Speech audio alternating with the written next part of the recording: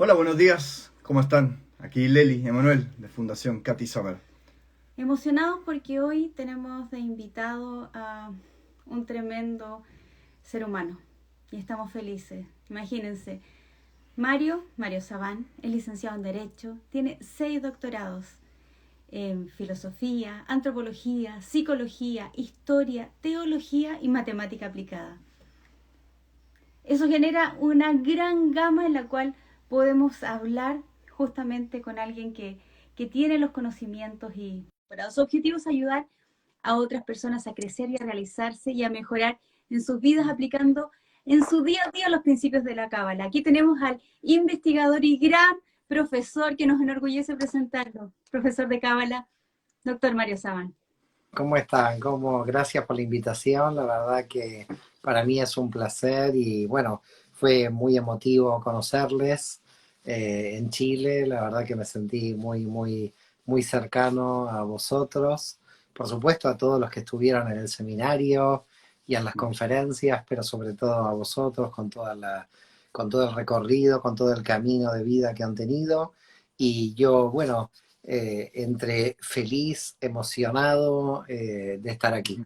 Así que gracias por la invitación. Muchas gracias, Mario. En verdad, nosotros nos enorgullece mucho el poder contar contigo, las conversaciones que hemos tenido. Un poco ya te presentamos a ti, pero de pronto hay personas que no nos conocen. Nosotros somos Leli y Emanuel. Creamos la Fundación Cathy Sommer en nombre de nuestra hija. Nuestra hija Cathy cometió suicidio hace 4 años y medio. En su carta de despedida nos hablaba de una situación de ciberacoso y de alguna forma no pudimos seguir viviendo si no hacíamos algo para tratar de prevenirlo, de trabajar en ello. Y ya llevamos 4 años de fundación, hemos podido llegar a tiempo por más de 500 jóvenes en nuestro país, hemos dado más de 500 charlas, hemos llegado a 150.000 personas a lo largo de Chile, sensibilizando y hablando del tema. Presencialmente y acompañando también a familias que han vivido esto y es duro, y es duro, y siempre buscamos más, y siempre buscamos más, y qué mejor que encontrar un profesor, no te quiero decir maestro, pero se me sale, No, mejor no me digas que maestro, porque me lo voy a creer. Entonces sí, me vas a bueno, desequilibrar. no quiero causar ningún desequilibrio, pero sí buscábamos a alguien que tuviera una amplia gama de conocimiento y hay 6 doctorados que dicen sí. Y el gran ser humano que vimos también lo dice. Y ese hombre que está tan bien casado y tan enamorado que lo vemos de su hermosa señora y cuando uno los ve dice, acá hay un par que se ama. A ellos les creo.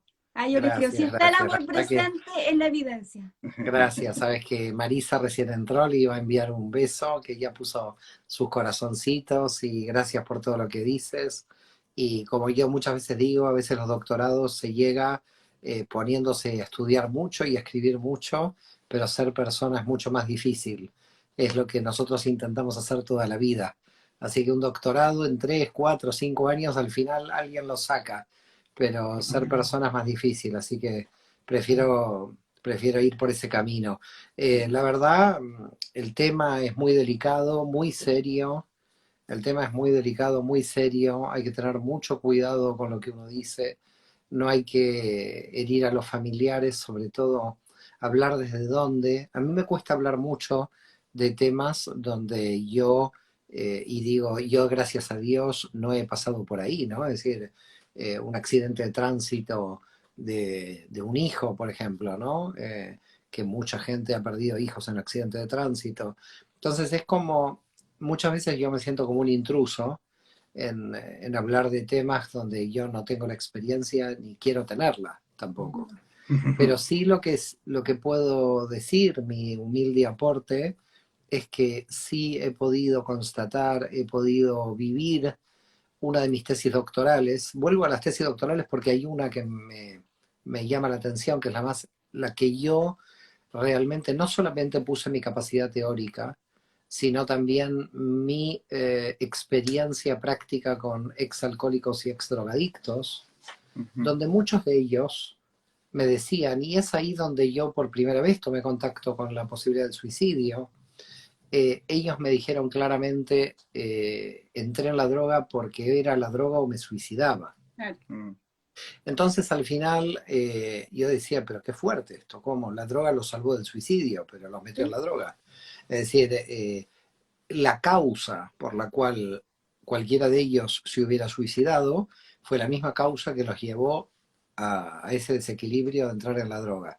Y por otro lado es como que la droga los mantenía en una situación de buscando el sentido de la vida para no suicidarse. Alguno podría decir, bueno, se está suicidando de a poco también, es otra forma, pero no es un suicidio definitivo, ¿no? Es decir, alguien podría eventualmente en muchos años, como ellos lo hicieron, encontrar el sentido.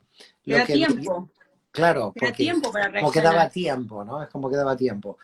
Eh, También debe haber muchísimas clasificaciones de suicidios diferentes porque uno que tenga que ver con el bullying tiene unas características diferentes de una depresión que no parte del bullying, sino que es totalmente interna y podría ser orgánica también. Yo con Exacto. respecto al bullying sí tuve la experiencia directa con mi hijo cuando tenía 9 años, que él sí sufrió bullying y sí, en un momento recuerdo fue un momento muy doloroso para mí y para su madre, cuando él dijo, bueno, ¿y qué pasa si uno se suicida y se va de esta vida? Mm, Llegó a esa idea, ¿no? A los 9 10 mm, años, yo me acuerdo que me reuní con la directora dijo, vamos a empezar el protocolo, le dije, mire, yo no sé cuál es el protocolo, pero si mi hijo tiene esta idea, hay que ponerse a todas las fases del protocolo porque ya estamos en una fase muy avanzada. No, no es protocolo uno, ya me puse muy nervioso como padre, ¿no? te Entonces, comprendo. estamos ante un tema muy serio, muy delicado, eh, y sobre todo lo que está pasando es que el vacío existencial, volviendo un poco al tema de la tesis doctoral de psicología, el vacío existencial que yo estudié fue a partir del árbol de la vida que yo estudié en Cábala, pero además de las experiencias de esos jóvenes, que todos ellos decían que no entendían para qué estaban vivos.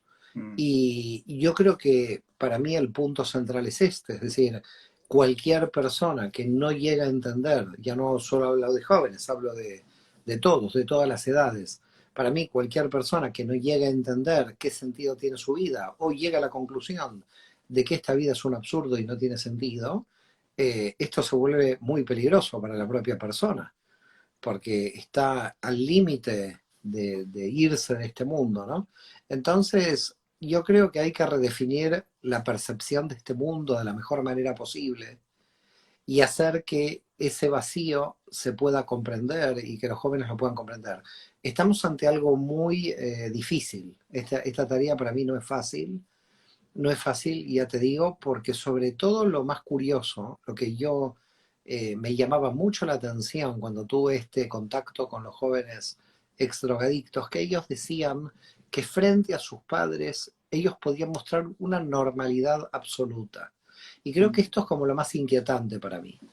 Lo más inquietante para mí es cómo ellos podían describir que vivían una especie de doble vida donde ellos parecían, entre comillas, personas que estaban alegres, que actuaban como cualquier persona, no daban ningún indicio de que ellos tenían este vacío a sus padres. Y es lo que me manifestaban mientras hacíamos estas reuniones. Yo fui convocado una vez por mes a dar clases de cábala a estos jóvenes, que yo ujú. en realidad la primera vez que fui en diciembre del 2012, y hace más de 10 años, bueno, casi 10 años, me acuerdo que en la primera reunión yo salí como muy mal de ahí, pero fíjate por qué motivo. No salí muy mal por ellos, salí muy mal por mí, porque yo dije, es muy fuerte que la lógica por la cual ellos me explican que no tiene sentido la vida, tienen razón. Es decir, ellos, yo lo que descubro es algo que para mí es como algo muy fuerte, ¿no? Porque fíjate, lo descubro casi a los 50 años, 40 y pico de años tenía en ese momento. Descubro que hay una lógica dentro de ese sinsentido del cual me estaban explicando y que yo les había entendido la lógica. Es decir, Claro, lo loco era esto, ¿no? Es decir, yo nunca había entrado en esa lógica y ellos me mostraron la lógica y yo la comprendí y dije, no, esto es muy fuerte, porque si es algo irracional, no tengo comprensión, pero yo lo comprendí y comprenderlo me llamó la atención porque entendí cómo ese tipo de vacío existencial te lleva al sinsentido y a partir de ahí, bueno, una serie de conclusiones, pero sobre todo lo que más me llamó la atención es esa doble vida que podían mantener de cara al público, de cara a lo superficial y de cara a lo profundo. Y después llegas a la conclusión de que lo que todos advierten, y que yo también advierto, es que en realidad las vive esa doble vida. Es decir, ellos viven una doble vida, pueden sostener una doble vida entre una felicidad aparente y el vacío existencial, porque también la sociedad es muy superficial y no va al fondo. Claro. Entonces, en realidad, yo creo que de alguna forma ellos representan en un estado radical nuestros desequilibrios. Es decir, es una hipérbole, ¿no? Es como ellos también vieron en la casa, porque también me lo manifestaron, Claro. y no lo digo por la teoría, también me lo manifestaron, es que ellos sentían que sus padres también vivían vidas superficiales, al servicio de lo económico, o al servicio de la mejor ropa, o al servicio... Y que en lo interior también los padres estaban vacíos. Es decir, también sentían el vacío. Entonces, también hay que ponerse a pensar si esta sociedad no ha estimulado, no ha percibido correctamente ese vacío.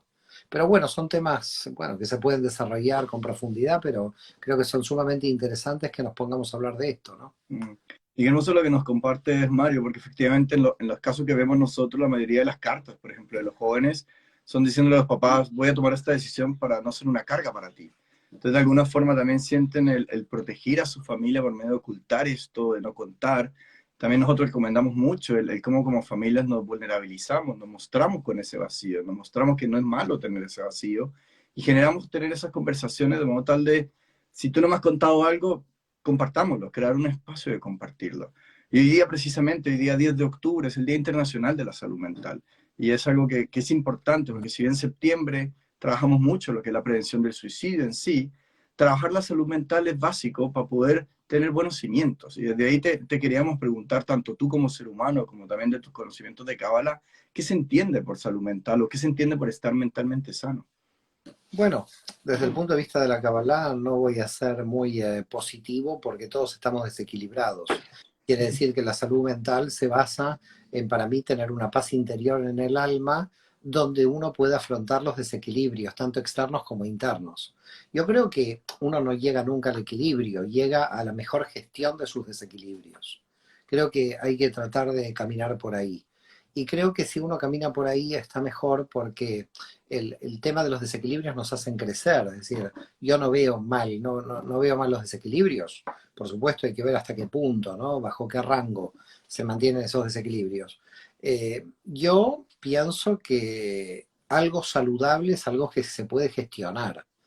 Es algo que se puede gestionar y se puede gestionar dentro de la estructura de cada ser, porque somos muy radicalmente muy diferentes. A mí me parece que hay pautas de salud mental que se pueden seguir desde la Cábala, que es una muy buena comunicación, tratar de establecer una buena comunicación, pero sobre todo el trabajo personal de la honestidad radical que tiene que tener uno. Claro, con 50 años, con 40 años, esto es fácil decirlo, pero ¿cómo lo dices con 14, o con 13, o con 15?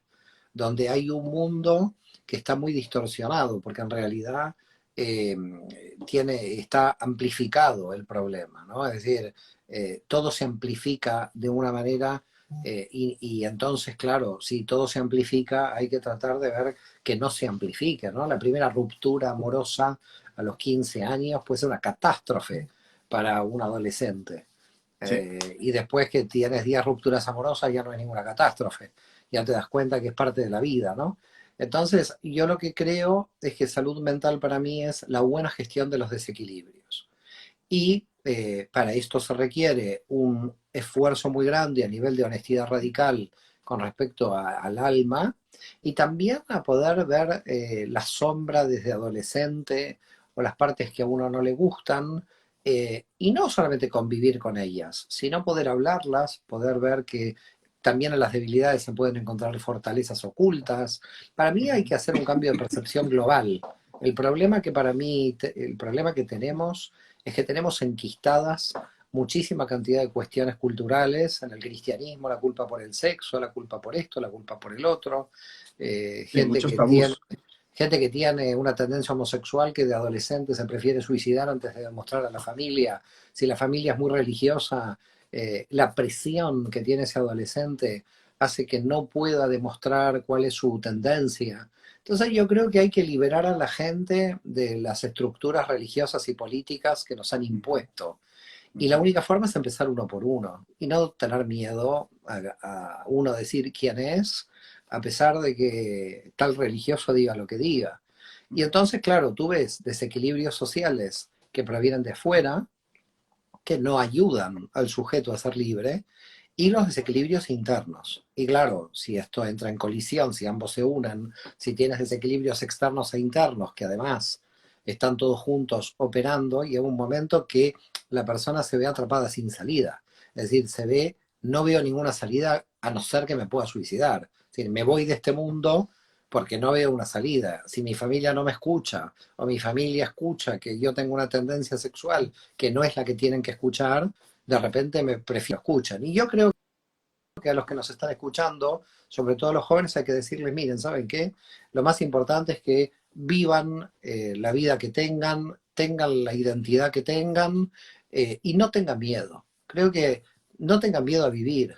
Es decir, creo que hay como un miedo a la vida, hay un miedo a vivir y hay un miedo a enfrentarse a las situaciones de la vida. Y yo creo que no hay que tener miedo de denunciar lo que está pasando a nivel social, no hay que tener miedo. Sí, te pueden matar, te pueden crucificar, sí, pero bueno, creo que es mejor que te maten que te crucifiquen antes que te suicides.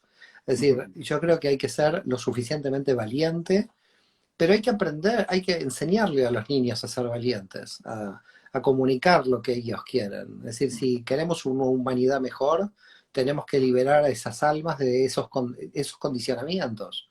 Entonces, las almas no tienen que tener miedo de hablar con los padres, o de hablar con el coach, o de hablar con el psicólogo, o de hablar en la escuela. Se tiene que hablar mucho. Me parece que estamos entrando en una fase donde la humanidad en el siglo XXI está hablando de cómo es la situación de la mujer, de los abusos, del final de las guerras. Todos estamos hablando. ¿Por qué? Porque nos damos cuenta de que como no se habló durante siglos, hemos pagado mucho el pato de tantos siglos sin hablar. Y creo que ahora viene, vamos a hablarlo todo, aunque le moleste a cada uno. Le va a molestar al poder político, va a matar a uno, va a matar al otro. En Irán han matado no sé cuántas mujeres, pero la gente seguirá hablando porque la naturaleza del alma humana no es las dictaduras, no es los sistemas de opresión. Las almas son libres y van a querer ser libres. Los adolescentes, sobre todo, ¿qué pasa? Todavía no han ejercido esa valentía, no se quieren enfrentar probablemente a la sociedad, y creo que lo tienen que hacer, tienen que salir y ser honestos con sí mismos. En la vida hay que luchar, hay que trabajar, hay que enfrentarse, y hay que salir adelante. No todo en todos los casos se puede, entiendo que es difícil, pero hay que entrenar a los jóvenes para eso. Yo creo que nos tenemos que entrenar desde pequeños para tener un mundo mejor. Y donde no hay amor, puede haber respeto. Y cuando comienza a haber respeto, también puede florecer el amor. Así es, así es. Es decir, pero fíjate también, ¿no? Lo que nos pasa a los seres humanos, ¿no? Ponemos arriba del amor nuestras creencias, sean las creencias políticas, las creencias religiosas. El miedo que nosotros tenemos a la verdad hace que no solamente no podamos ser libres, sino que sometamos a los demás a la falta de libertad, a la falta de libertad del alma. Creo que la base del fundamentalismo, del totalitarismo, la base de la opresión familiar o social está basada en el miedo. Y creo que no tenemos que tener miedo. A partir de no tener miedo, poder amar abiertamente, es dejar de tener miedo. Hay que enseñarle a los jóvenes, para mí, a no tener miedo. Tú decías un concepto de honestidad radical.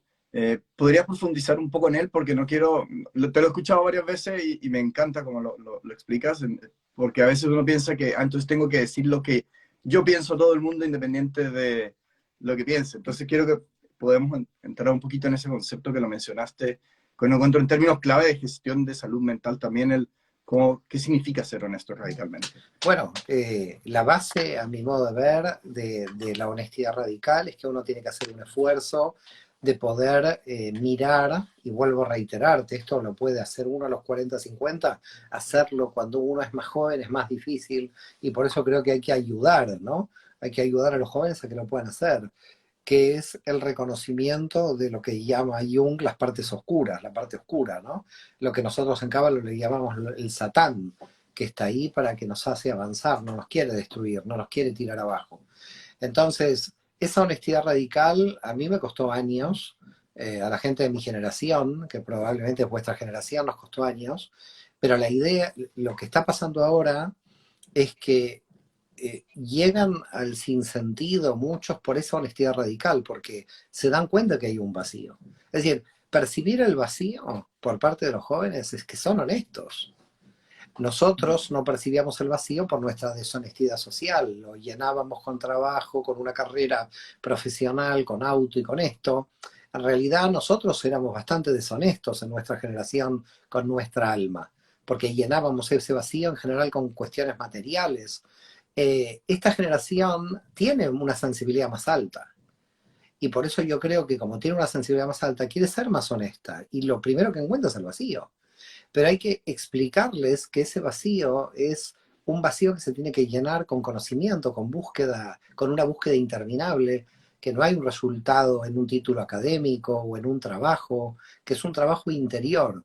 Es decir, la única forma de que esa honestidad radical realmente podamos ponerla en práctica es de qué se trata cuando hacemos un trabajo interior. ¿Qué quiere decir el trabajo interior que estamos haciendo? ¿Cómo conocernos a nosotros en nuestras dificultades, en nuestros potenciales, en cuáles son nuestras potencialidades? Creo que tiene que haber una rápida autoestima, un rápido aumento de la autoestima, un rápido aumento del mérito, no pensar que el reconocimiento de un mérito es algo egoísta. Es decir, yo pienso que hay que reconocer mucho el mérito de los jóvenes, que también los jóvenes tengan esa capacidad de reconocer el mérito que tienen. Creo que también es importante. Y ahí eso va fortaleciendo a la identidad. Porque al final la identidad hay que fortalecerla. Hay que ir fortaleciendo la identidad. La identidad no se fortalece sola. Entonces, quizás algunos hemos tenido la fortaleza y otros no han podido llegar a tener la fortaleza, pero como sociedad nos tenemos que preguntar, ¿no? Nos tenemos que preguntar como sociedad cómo ayudar a fortalecer, no las potencialidades para que sea un buen profesional a nivel económico, las potencialidades humanas, porque también ahí hay mucho lío, a nivel mental. Hay mucha gente que dice, sí, la potencialidad de ser un buen artista, sí, pero un buen artista que esté medio loco, tampoco, que sea un buen artista y que tenga cierto equilibrio a nivel humano. Creo que cuando hablamos de potencialidades, tiene que quedar claro que hablamos de potencialidades a nivel humano y no utilitarias para la sociedad económica. Hay que tener en cuenta eso, hay mucha diferencia ahí entre lo que le conviene económicamente y lo que le conviene a nivel interior, y ahí hay veces que hay una diferencia. Esto hay que también corregirlo, porque la sociedad siempre está buscando como resultados de tipo económico, de un éxito. Concreto, así. Lo que nos lleva otra vez a la superficialidad, porque otra vez nos lleva a lo superficial. Aquí lo que se juega es, si vamos a ir a lo profundo, nos vamos a quedar en lo superficial. Y creo que yo siempre lo que he admirado del desarrollo espiritual dentro de la Kabbalah es que siempre hay una preocupación por lo fundamental, por lo profundo, digamos. Es sacar el velo para entrar en lo profundo, ¿no? Para ver hasta dónde podemos escarbar en lo profundo y no vivir una vida superficial. Porque la vida superficial en la superficie no tiene sentido. La superficie tiene que ser la revelación de lo que uno es en el interior. Y es así totalmente. Yo me acuerdo cuando falleció nuestra hija, una de las sensaciones más biológicas y físicas que sentí fue un vacío.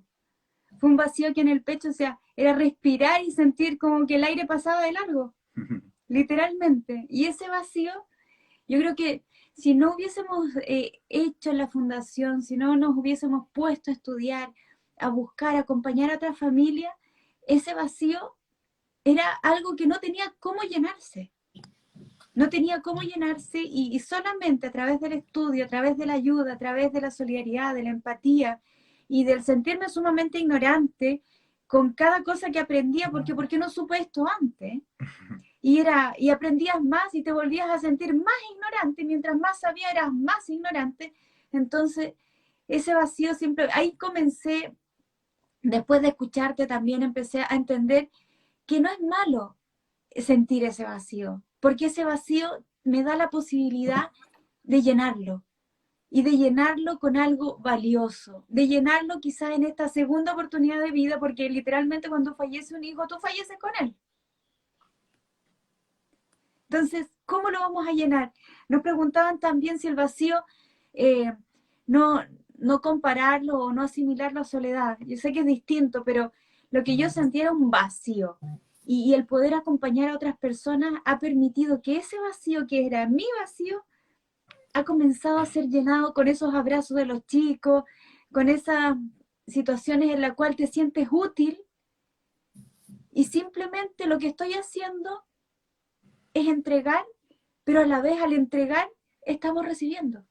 Totalmente, mira, cuando se habla de trascendencia, sobre todo en la teología, ¿no?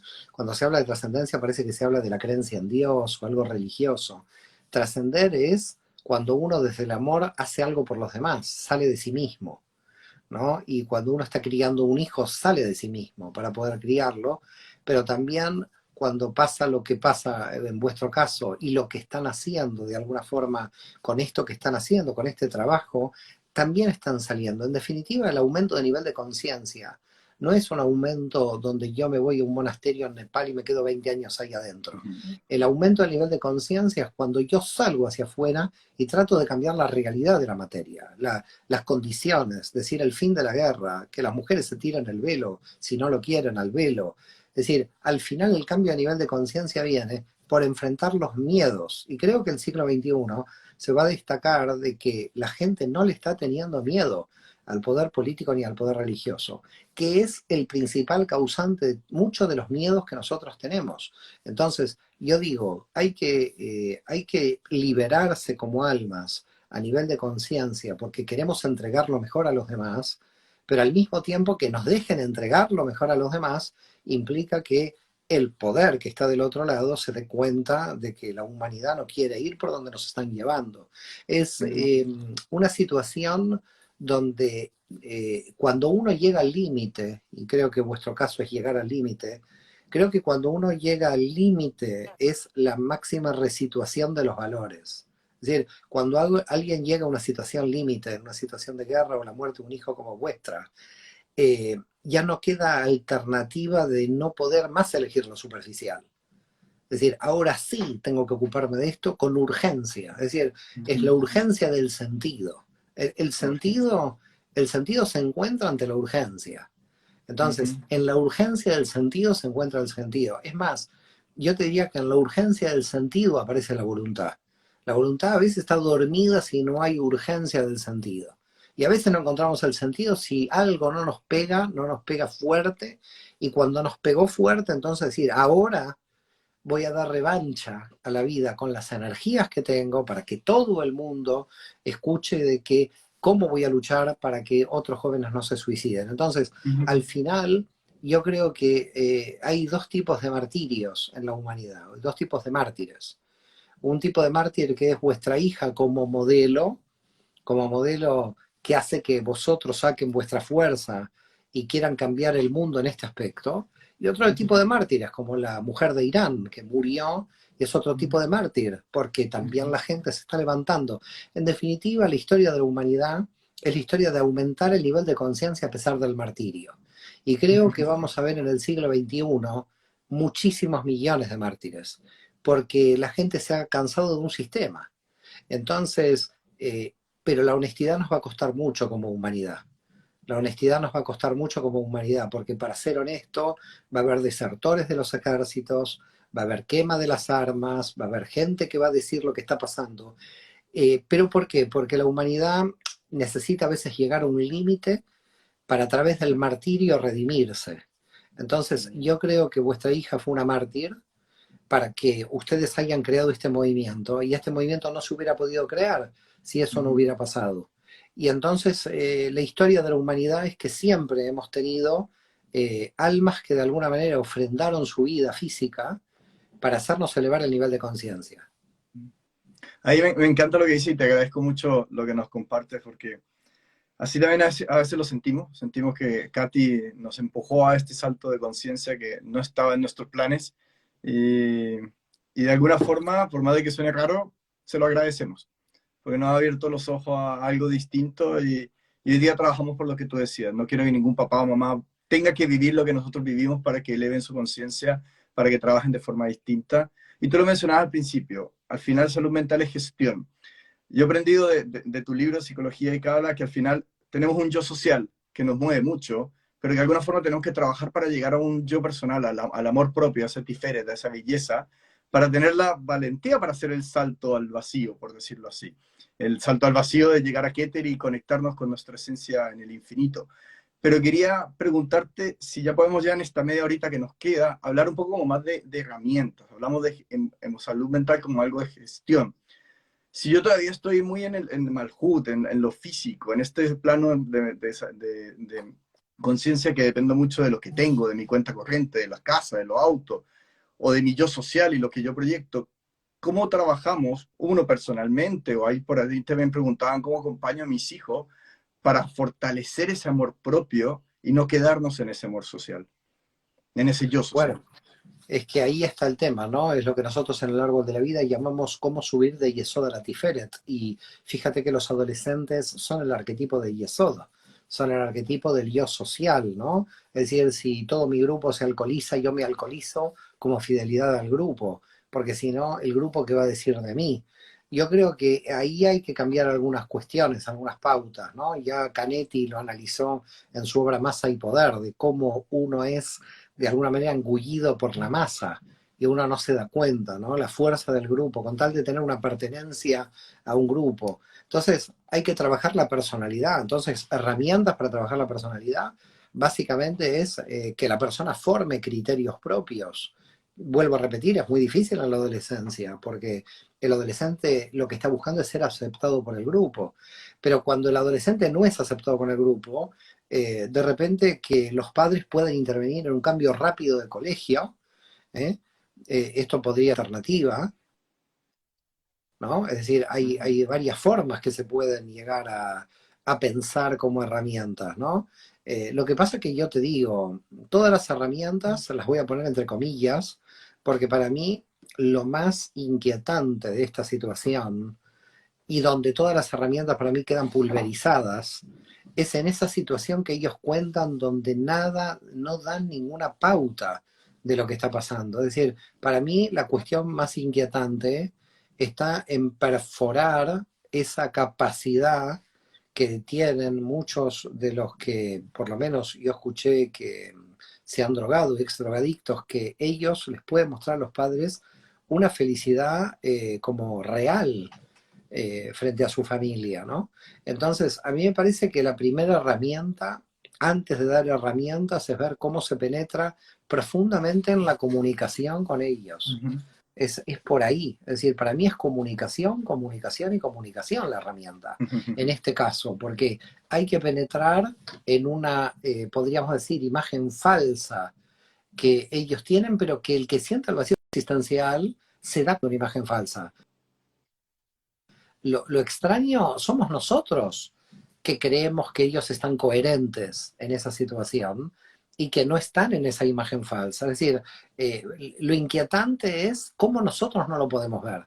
Esa es la cuestión. La cuestión es, porque si lo pudiéramos ver, ponemos todas las herramientas al servicio, pero para mí, antes de poner las herramientas, es fundamental ver cómo poder penetrar, qué signos hay, cómo pueden ser, o signos muy sutiles que nos den información de lo que está pasando, porque casi todo lo que me relataban en la experiencia de campo que he tenido con ese grupo de ex drogadictos y ex alcohólicos, es que ellos lograban de que los padres no se enteraran durante años de que se drogaban, por ejemplo.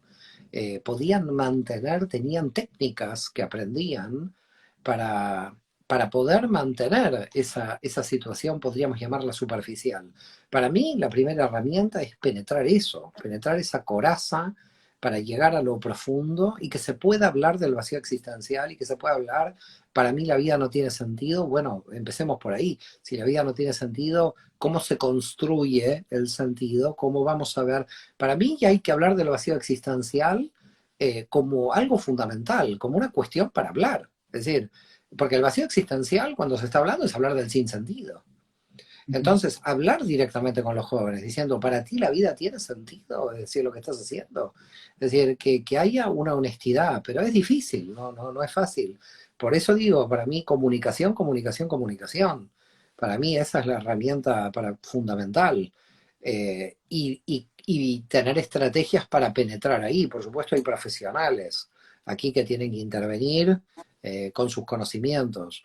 Pero yo pienso que hay que regularizar el vacío existencial. Es decir, no es malo hablar de este tema, no es malo de que alguien diga no tiene sentido mi vida, hay que tratar de acompañarlo y tratar de ver que en su potencial del alma algo tiene sentido. Mira, hay un libro que yo se lo recomiendo a los que nos están escuchando, no solamente a los padres o los que nos oyen, que es la biografía de León Tolstoy.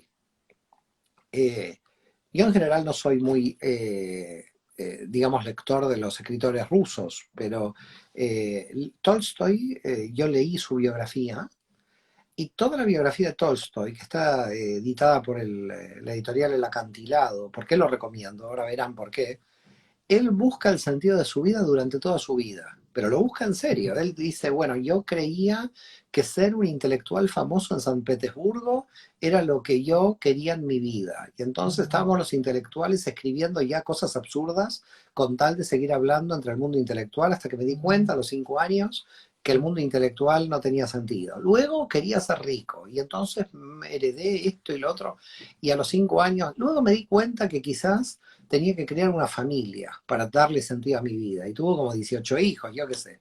Hasta que llegó un momento que tampoco le tenía sentido. Bueno, él va contando todas las fases de su vida donde él estuvo con mujeres, con la familia, con la economía. Es como que gastó todas las sefirots, todas las dimensiones. Y al final de la biografía me resulta muy curioso que él dijo, yo llegué al mundo espiritual. ¿Y en qué sentido? En el sentido de mi trabajo interior. Pensé que la salvación estaba afuera.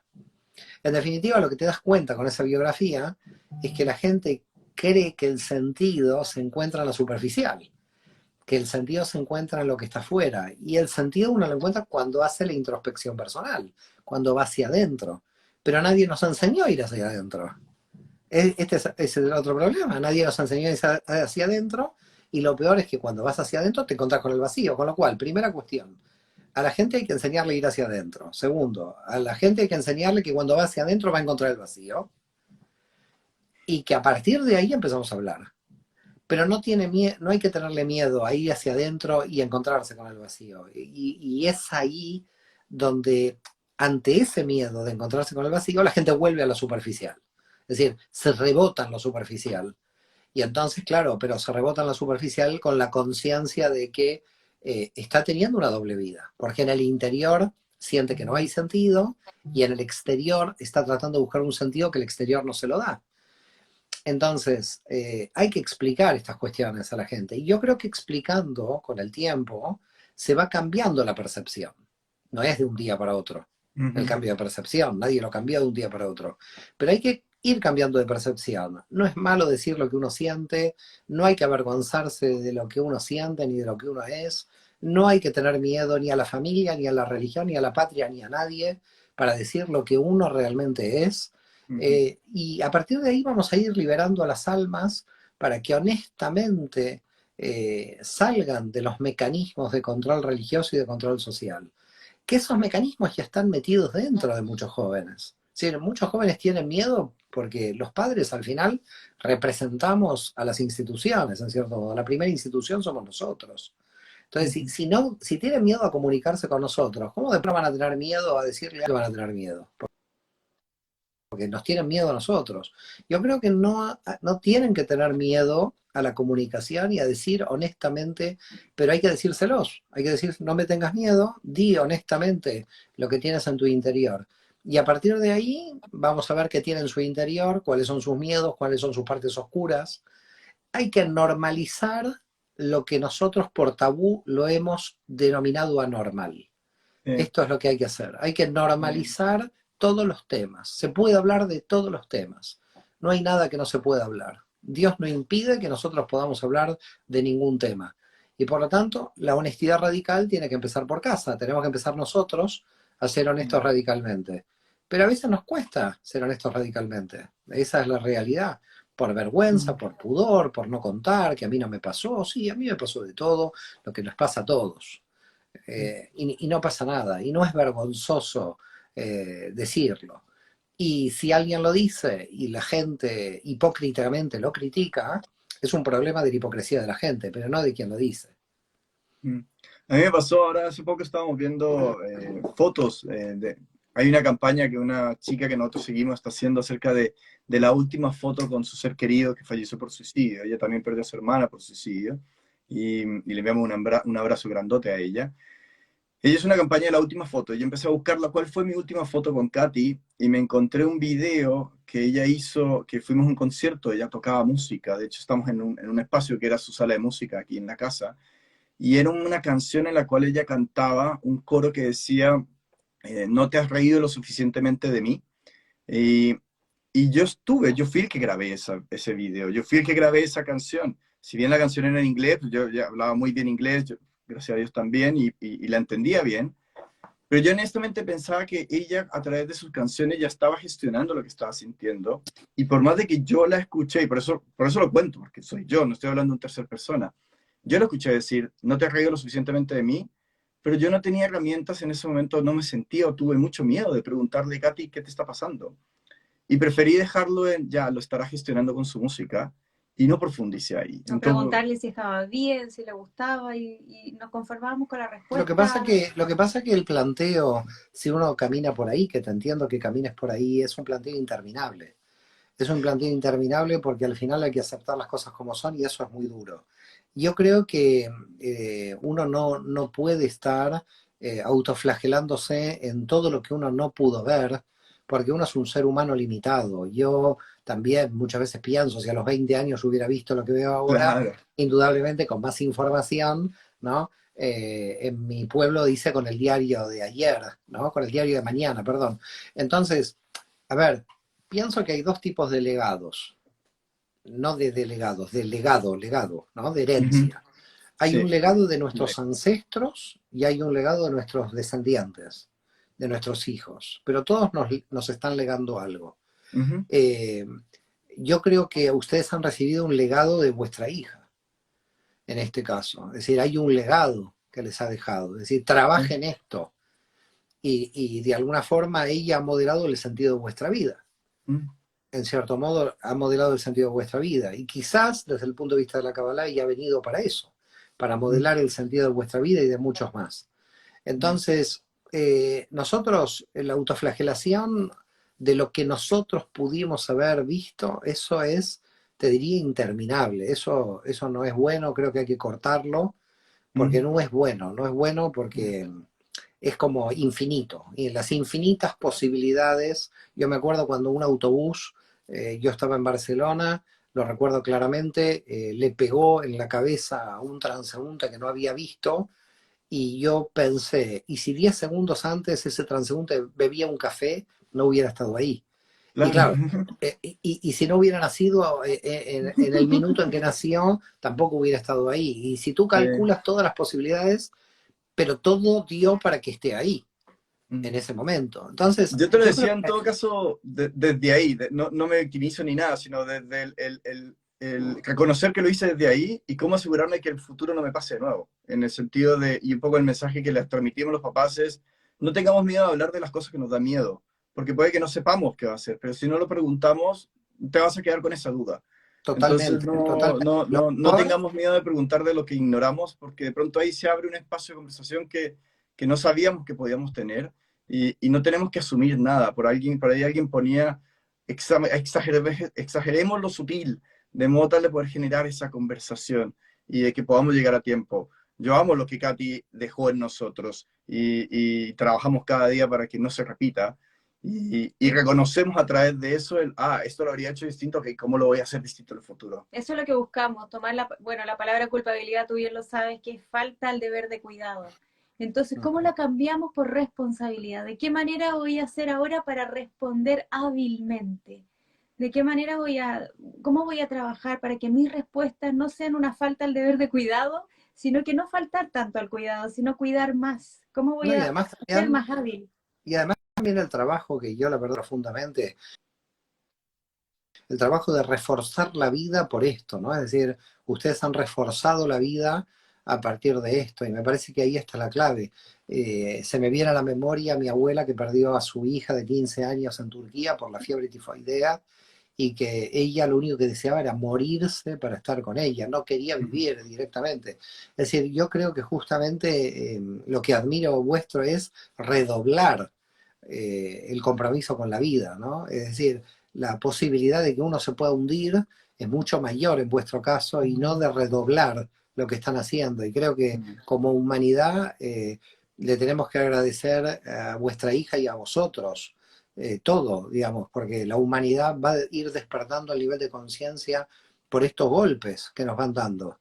Es decir, porque como humanidad estamos recibiendo estos golpes. Entonces yo creo que estos ejemplos, el ejemplo de voy a apostar por la vida, voy a intentar ir a otros jóvenes para tratar de llevar el mensaje de lo que aquí ha pasado, y sobre todo a los padres, de que estén atentos, de que aumente la comunicación.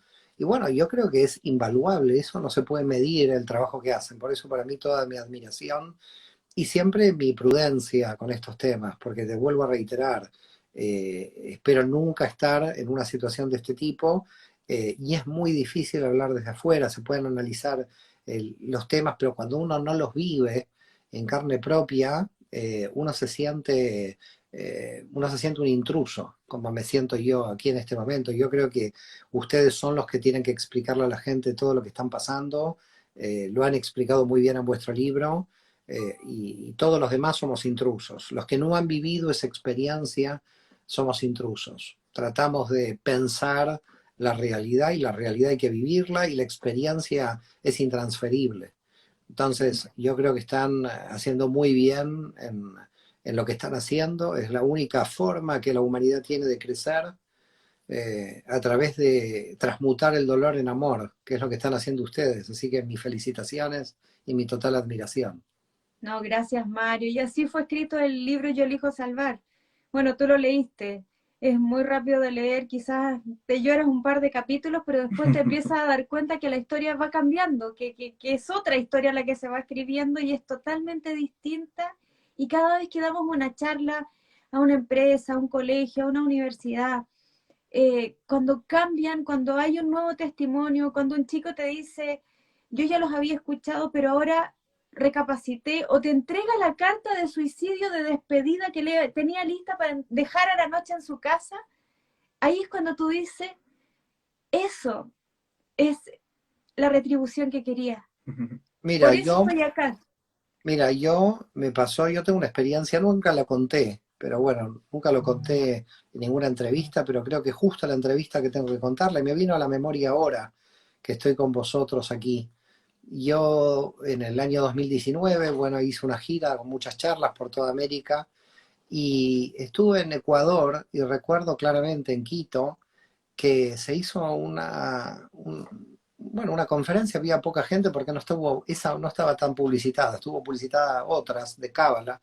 Este era en Orígenes del Cristianismo, y había un señor como muy emocionado, como llorando en la primera fila. Y yo lo veía que estaba muy emocionado. Yo decía, ¿qué está pasando aquí? Y él tenía en la mano un libro que no sabía cuál era el libro que tenía. Y entonces vino con el de la Cábala, la psicología del misticismo judío, se acercó y me dice, por favor, le quiero dar un abrazo porque usted me salvó la vida, yo hubiera muerto, porque yo me quería suicidar. Era un hombre grande, no estoy hablando de gente joven, ¿no? Entonces, cuando tú escuchas esto, yo creo que, como dice el Talmud, ¿no? La tradición judía dice, Sí. cuando uno salva una vida, salva el universo, ¿no? Y entonces yo dije, Dios mío, ha valido todo el trabajo que hice en toda mi vida, con esta persona que he conocido aquí, ha valido todo. Ya no necesito nada. Ahora sigo viviendo lo que tengo que vivir, pero tener esto, ¿no? De que una persona se acerque y diga, yo me quería ir de este mundo. Y Sí. usted hizo que, y es lo que ustedes están sintiendo, ¿no? Que no es salvar a nadie, pero es darle las herramientas para que se salven a sí mismos. Es decir, es algo muy fuerte, como diciendo, Dios mío, qué responsabilidad, por lo menos a mí en la escritura, y es con el libro con el que aprendí de los ex drogadictos. Es decir, es con ese libro donde este hombre emocionado dijo, y usted me salvó. Y yo pensaba, fíjate, ¿no? Yo le salvé a él, pero a mí me salvaron los ex drogadictos, que a su vez lo salvó alguien. En definitiva, fíjate lo que es la humanidad, ¿no? Nos estamos intentando salvar entre todos. Si nos diéramos cuenta que somos uno, de verdad, nos daríamos la mano y saldríamos todos a flote. Y sí, pero eso implica la caída de las fronteras políticas, la caída de los ejércitos, la caída de los carteles de la droga, por lo tanto, la caída del velo. Por lo tanto, va a haber muchos mártires en el siglo XXI. Pero se va a lograr porque la humanidad está agotada, está cansada. Pero de verdad, Mario, muchas gracias. Gracias y yo sé que muchas veces todos dicen que la gran solución es la salud mental y a veces nos entristece ver que cuando los profesionales de salud mental se desvanecen ante una situación de ideación suicida o se desvanecen cuando hay una catarsis masiva donde todos están reconociendo y ellos dicen, no, no pueden llorar, no pueden decir lo que sienten, tiene que ser en cuatro paredes, tiene que ser todo controlado. ¿Qué se hace, Mario? Mira, yo lo único que te digo es lo siguiente. Cuando una sociedad le paga a un jugador de fútbol lo que le paga y le paga a los médicos lo que le paga, ya implica que la sociedad está enferma. Entonces, estamos ante una sociedad enferma. Lo que hay que hacer es denunciar la enfermedad de la sociedad. No se le puede pagar a una persona que mueve las piernas muy bien con una pelota y lo que se le paga a un médico. Un médico que salva una vida tiene que ganar lo mismo que un futbolista. Mientras le estemos pagando a los futbolistas lo que le paguemos, ese va a ser la prueba del bajo nivel de conciencia que tenemos. Entonces hay que empezar a darse cuenta de lo que está financiando el mundo con nuestro bajo nivel de conciencia. No hemos cambiado el Imperio Romano con pan y circo. Seguimos con pan y circo. Entonces hay que terminar con el pan y el circo y hay que ver quién realmente nos está defendiendo. Los ejércitos no nos están defendiendo, nos defienden los médicos. Contra el COVID-19 no nos defendió ningún médico, no nos defendió ningún ejército. Los médicos y los investigadores. Entonces yo creo que como humanidad nuestros recursos económicos tienen que ir moralmente a donde tienen que ir. Es inmoral que vayan a las armas, es inmoral que vayan al poder y es inmoral que vayan a donde no tienen que ir, que es a futbolistas que solamente están dándonos pan y circo. Es muy difícil sacar a la gente del pan y circo porque hay que sacarlos de la ignorancia. Entonces hay que hacer un trabajo muy profundo de ir sacando a la gente de la ignorancia. Si no sacamos a la gente de la ignorancia, estamos condenados a volver a repetir lo que estamos repitiendo. Y es por eso, Mario, y ya para en estos pocos minutos que nos quedan, nosotros siempre cerramos nuestras charlas con un desafío a las personas. Nosotros vimos rápidamente que muchas campañas, Katy en su carta menciona el ciberacoso como una razón que llevó a tomar esta decisión. Tengo que decir que el suicidio es multicausal, por lo tanto no es que te hagan ciberacoso y hay suicidio, no es una línea, es una suma de dolores que de alguna forma no puedes gestionar y te lleva a pensar que la mejor solución es quitarte la vida y no lo es. Pero tal cual como tú dijiste, el cambio de colegio quizás puede ser, ella dijo, me aterra ir al colegio, también lo dejó en su carta. Claro, Pero claro. ahí nosotros nos enfocamos. Es que, bueno, es que esa puede ser una cuestión, pero no hay que flagelarse porque hubiera cambiado de colegio, hubiera quizás pasado lo mismo. Es decir, las posibilidades son infinitas. Nosotros somos seres humanos muy limitados. Y ahí es donde nosotros hacemos un desafío de no nos enfoquemos a agredir al que está agrediendo, porque muchas veces quien está ejerciendo violencia está siendo violentado. No nos enfoquemos tampoco en solamente cuidar a la víctima, sino que trabajemos cuál es nuestro rol como testigos. Y como testigos, históricamente de pronto hemos sido testigos cómplices, que avalamos esa situación violenta, que le damos like, que la compartimos, que nos llega el video en WhatsApp y lo compartimos y estamos a ese nivel de conciencia compartiendo cómplicemente esa situación. O también podemos ser testigos encubridores que decimos, bueno, se lo merece, se lo buscó, es que mira su religión, mira su identidad, mira cómo cree, mira lo que piensa. Y nosotros hacemos el desafío. No seas de esos testigos, sé testigo salvador. Sé una persona que elige salvar. Por eso nuestro libro se llama Yo elijo salvar. Por eso las campañas de nuestra fundación están enfocadas en eso, en que cada uno de nosotros, que tú nos estás viendo, contigo Mario, nosotros, cada uno de nosotros podemos ser una persona que elige salvar al prójimo, que elige de verdad amar profundamente a la persona que tiene al frente, independiente de las diferencias visuales, ideológicas, religiosas, lo que sea, porque hay un ser humano atrás. Ese es nuestro desafío como fundación, tratar de transmitir ese sentido de que somos seres humanos que estamos juntos y que podemos elegir salvar, no solamente para salvar vidas, sino para salvar el mundo. Y salvar, obviamente, si eliges salvar, acuérdate de elegir salvarte. Y la única forma de salvarte es la más importante. El salvarte es la más importante, es como cuando vas en el avión que te dicen, te pones tú primero la mascarilla y luego se la pones al otro. Eso es lo que buscamos en cada intervención, que la gente comience a elegir salvar. Es muy difícil que el que está viviendo la situación difícil se active. Su cerebro generalmente está apagado y muchas veces ya está tan, esa actuación la tiene tan aprendida que sabe hacerla bien, sabe hacer bien el papel de decir que estoy bien. Y tú lo crees. Por lo tanto, Totalmente. el testigo es el que tiene que actuar. Y tú has sido un testigo que no solamente nos vio, sino que está actuando hoy día casi que, gracias Mario. No, gracias a Muchas vosotros, gracias por tus ¿verdad? libros, gracias No, gracias a por ese vosotros, amor que ¿verdad? refleja, porque ver un matrimonio que se ama, eso da fe al mundo. Así que ya solo con Marisa al lado, sin ningún libro, sin ningún doctorado, ya le estás dando fe al mundo y gracias. Gracias, gracias. La verdad, muchas gracias por esas palabras. Y bueno, el mayor homenaje a todos los mártires que hemos tenido en la humanidad, y por supuesto incluyo a vuestra hija, el mayor homenaje es seguir luchando para un mundo mejor, un mundo honesto, un mundo donde no haya hipocresía, donde no seamos hipócritas, donde no nos autoengañemos, donde logremos la honestidad, pero eso es un trabajo de todos los días y de cada uno. No, somos responsables de ese trabajo. Y la verdad que, bueno, les admiro, les vuelvo a reiterar mi admiración completa por lo que están haciendo, por vuestro trabajo, y que vuestro trabajo multiplique todos los deseos que tengan, ¿no? Por esa salvación al final de la humanidad, por ese reino de Dios, por estas palabras rimbombantes, pero que empiezan trabajándose uno adentro. Así que de todo corazón, muchas gracias por la invitación. Muchas gracias, Mario, y que tengan un hermoso día todos los que nos vieron hoy día y una hermosa semana y a celebrar, celebrar la vida. Un Gracias, abrazo. Mario, un Gracias, abrazo gracias. grande. Shalom, gracias, gracias. Chao.